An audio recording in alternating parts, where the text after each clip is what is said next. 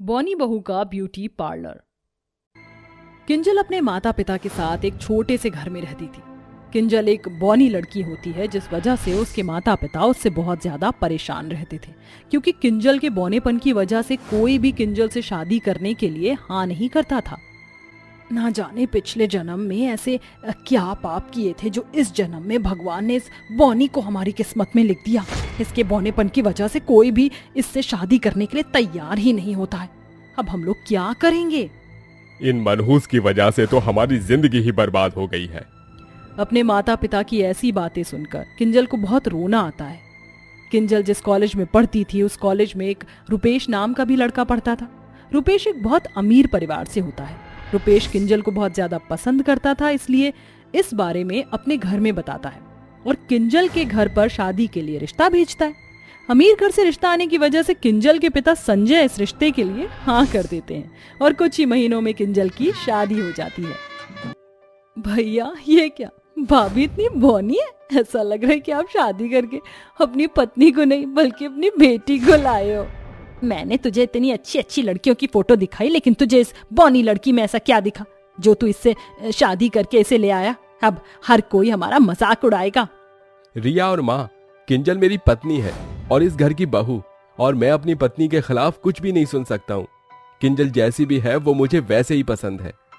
रुपेश की बात सुनकर शांति को ना चाहते हुए भी रुपेश और किंजल का गृह प्रवेश करना पड़ता है। किंजल के बौनेपन की वजह से उसे घर के काम करने में काफी परेशानी होती थी, लेकिन वो टेबल पर चढ़कर जैसे तैसे घर के सारे काम किया करती थी।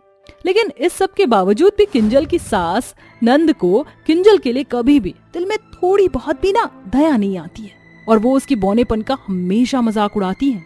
ऐसे ही समय बीतता रहता है और एक दिन, देख तो रिया, कैसे चारों तरफ पानी ही पानी हो गया है। इस पानी की वजह से हर जगह कंपनियों को बंद करा जा रहा है। शांति इतना कह ही रही होती है कि तभी रुपेश आंखों में आंसू लिए घर आता है, जिसे देखकर शांति कहती है, क्या हुआ रुपेश, तू रो क्यों रहा है? सब कुछ ठीक है ना? सब खत्म हो गया माँ। बारिश की वजह से हर जगह बाढ़ आने की संभावना हो गई है। हर जगह बारिश का पानी घुस गया है। हमारी कंपनी में भी पानी घुस गया है, जिस वजह से हमारी कंपनी सील हो गई है। कंपनी की सील होने की वजह से कंपनी ने जिन जिन एम्प्लॉयज को रखने के लिए घर दिया था, कंपनी उनसे घर वापस ले रही है। यानी कि अब ना हमारे पास पैसे कमाने का कोई जरिया है और ना ही रहने को छत है। हम माँ बेघर हो गए। नहीं बेटा, ऐसा नहीं हो सकता। अब हम लोग कहाँ जाएंगे?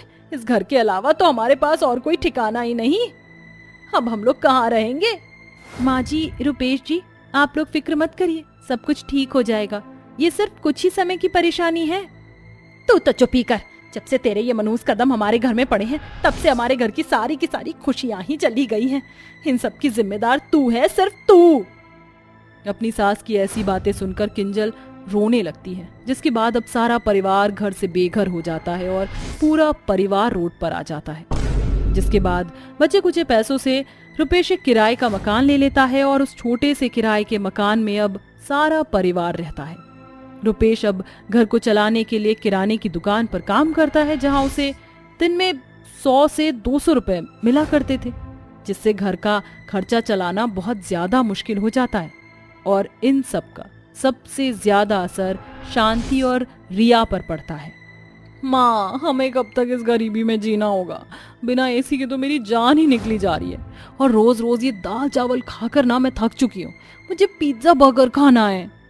बेटा, ये सबसे तो मैं भी बहुत थक चुकी हूँ, लेकिन अब हम कर ही क्या सकते हैं? जब तक तेरे भाई की किसी कंपनी में अच्छी नौकरी नहीं लग जाती, तब तक हमें ये सब कुछ सहना पड़ेगा और ये दाल चावल खाकर ही गुजारा करना पड़ेगा।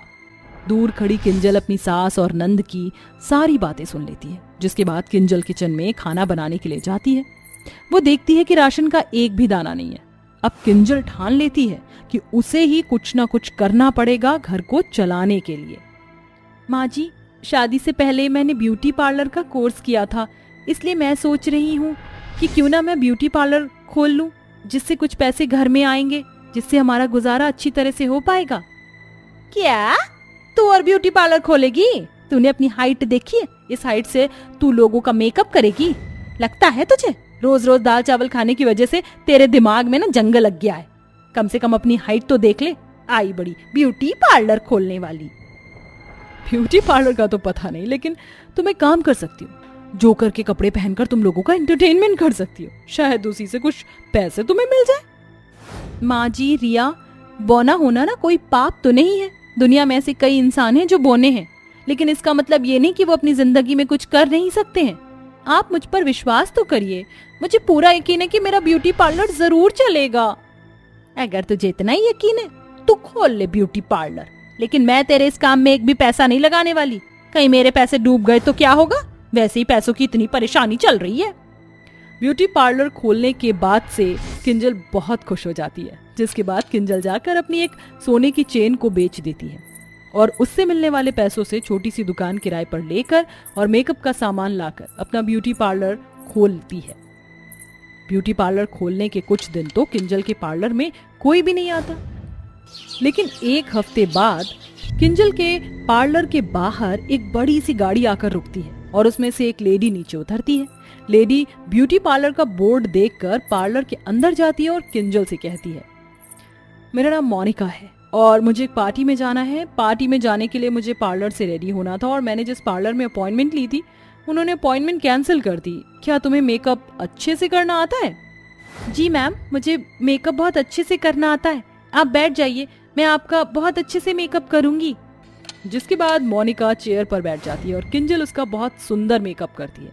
इतना सुंदर मेकअप मोनिका ने पहली बार देखा था, जिसे देखकर मोनिका बहुत खुश होती है और कहती है, वाओ, इतना सुंदर मेकअप मैंने आज से पहले इतना सुंदर मेकअप कभी नहीं देखा। बताओ, इस मेकअप के तुम कितने चार्जेस लोगी? मैं तुम्हें मुंह मांगी चार्जेस देने के लिए तैयार हूँ।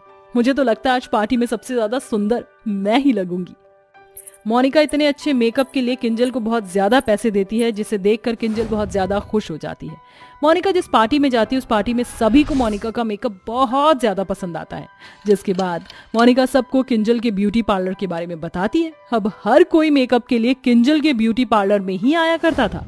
देखते ही देखते किंजल अपने एरिया में पार्लर वाली के नाम से फेमस हो जाती है और कुछ ही महीनों की कड़ी मेहनत के बाद अपना एक बहुत बड़ा पार्लर खोल लेती है और उस किराए के मकान से निकलकर एक बड़े से घर में चली जाती है। जिसके बाद अब किंजल के ससुराल वाले पहले की तरह ही रहते हैं। ये सब देखकर किंजल की सास और नंद को अपनी गलती का एहसास हो जाता है और वो किंजल से माफी मांगते हैं। किंजल बहू, मुझे माफ कर दे, मैंने तेरे बौनेपन का इतना मजाक उड़ाया, लेकिन मैं नहीं जानती थी कि तू इतना सब कुछ कर लेगी और आज तेरी वजह से ही हम लोग उस गरीबी से निकल पाए हैं। भाभी, मुझे भी माफ कर दो, मैंने भी हमेशा आपके बौनेपन का मजाक उड़ाया। अब मैं कभी भी किसी का मजाक नहीं उड़ाऊंगी, मुझे माफ कर दीजिए। किंजल शांति और प्रिया को माफ कर देती है। अब किंजल और उसका पूरा परिवार खुशी खुशी एक साथ रहते हैं।